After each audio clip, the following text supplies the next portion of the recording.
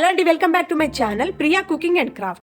ఇవాళ మన special chicken dum biryani పర్ఫెక్ట్గా ఎలా తయారు చేసుకోవాలో చూపించబోతున్నాను. బ్రౌన్ ఆనియన్ కోసం బాండి పెట్టి ఆయిల్ పోసి తరిగి పెట్టుకున్న ఆనియన్స్ అందులో వేసి మీడియం ఫ్లేమ్ పెట్టుకొని కొంచెం ఓపిక్గానే ఫ్రై చేసుకోవాలి.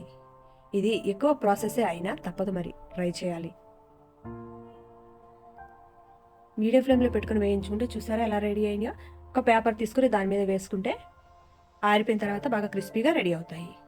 అదే ఆయిల్లో హోల్ గరం మసాలాలు వేసాను, జీడిపప్పును కూడా వేసాను, అల్లం వెల్లుల్లి పేస్ట్ను కూడా వేసాను, 1 కప్ పుదీనా, 1 కప్ కొత్తిమీరను, కొంచెం కారం వేసాను, తగినంత ఉప్పును వేసాను, కొంచెం పసుపును కూడా ఇప్పుడే యాడ్ చేసేసాను.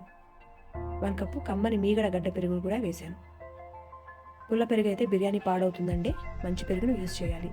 బాగా ఉడికి నూనె పైకి తేలిన తర్వాత క్లీన్ చేసి పెట్టుకున్న 1/2 kg చికెన్ జాయింట్ ముక్కలు ఇందులో యాడ్ చేస్తున్నాను. వీటిని బాగా ఎంత ఉడికితే అంత బాగా ఉడికించుకోవాలి. కారం ఎక్కువ కావాలంటే స్పైసెస్ ఎక్కువ వేసుకోండి, పర్వాలేదు.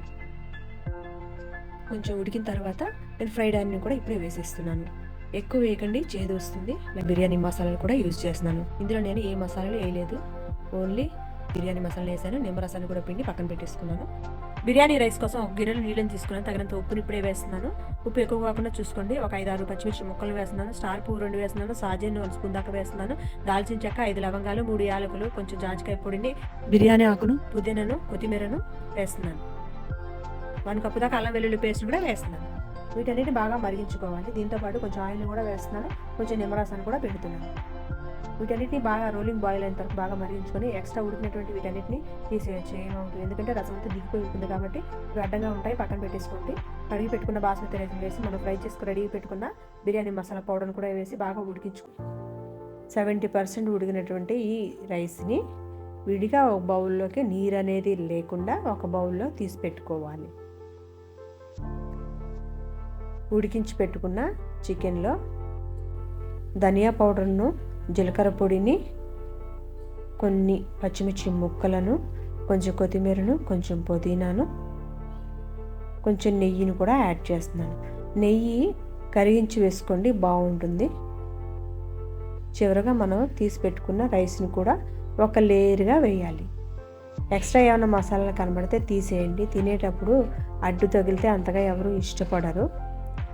లైట్గా లేయర్గా వేసుకొని కొంచెం కొత్తిమీరను, 2-3 పచ్చిమిర్చి ముక్కలను, పుదీనా రెమ్మలను, నేను ఇక్కడ కుంకుమ పువ్వు వాటర్ను కూడా వేస్తున్నాను, ఫ్రైడ్ ఆనియన్ కూడా వేస్తున్నాను,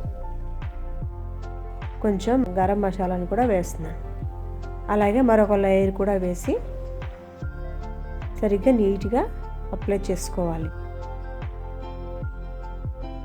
కొంచెం పుదీనా ఆకులు, కొత్తిమీరను, పచ్చిమిర్చి ముక్కలను, కుంకుమ పువ్వు వాటర్ను కూడా వేస్తున్నాను, ఫ్రైడ్ ఆనియన్ కూడా వేస్తున్నాను. కుంకుమ పువ్వు వాటర్ వల్ల బిర్యానీకి మంచి అరోమా యాడ్ అవుతుంది.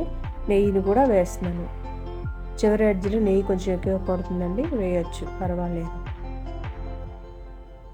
ఎసరులో కొంచెం వాటర్ని తీసి దీని మీద జల్లి పెట్టుకోవాలండి, ఏమైనా పలుకుంటే పోతుంది. గాలి వెళ్ళని మూత పెట్టుకొని ఒక 20 minutes పాటు కుక్ చేసుకోవాలి. అంతేనండి, గుమ్మగుమ్మలాడే చికెన్ బిర్యానీ రెడీ అయింది.